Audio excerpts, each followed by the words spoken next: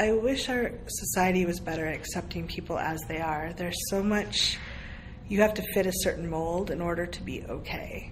And again, bigger person, yeah, people expect, you have to look like the cookie cutter that society flashes at you all the time, that actually nobody looks like. So the models in TV and magazines, they don't actually look like that. They've been airbrushed, stretched, changed. Society sets an almost impossible level of what we should look like and how we should behave in order to be acceptable. And I would rather see that energy put into accepting people where they are. It doesn't mean that you can't want to be something different or better or whatever you want to call it, but telling people they have to have a certain weight or a certain lack of wrinkles or dress a certain way or have the right attractive partner, single partner who never looks at anyone else, to have status, to feel okay about yourself.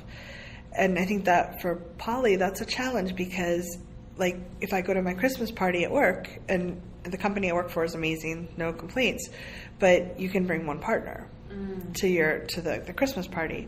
And if you have two, how do you juggle that?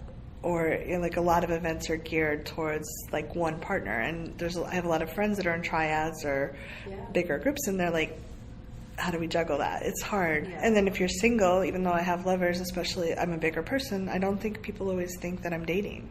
They just assume that I'm not because I'm bigger, and I don't talk about it because it's awkward to talk about being poly in some groups. Yeah. It's just easier to to say that you have a lover, never mind. Like, you're supposed to want that romantic married till death do you part.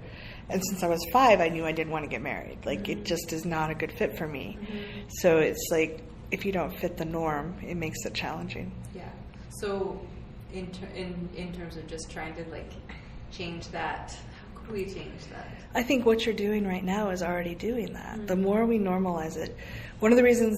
Normalize not being normal. Right. We make it normal for people to be who they are. Right. And just getting rid of the shame around it, because for so long it had to be really, really quiet. The gay rights movement has changed things so quickly because people started saying, I'm gay, I'm a lesbian. And then people started realizing that they knew somebody and loved somebody or cared about somebody who was gay, and that made it much less scary. It humanized it, yeah.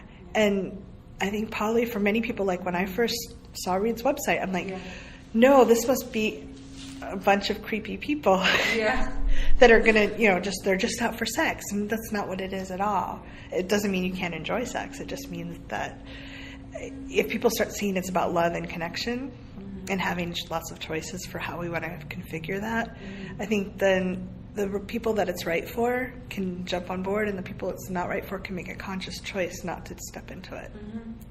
Absolutely. It's so unique and special to find out what turns you on for your life, how you want to love people, how you want to have sex with people, how you want to express yourself.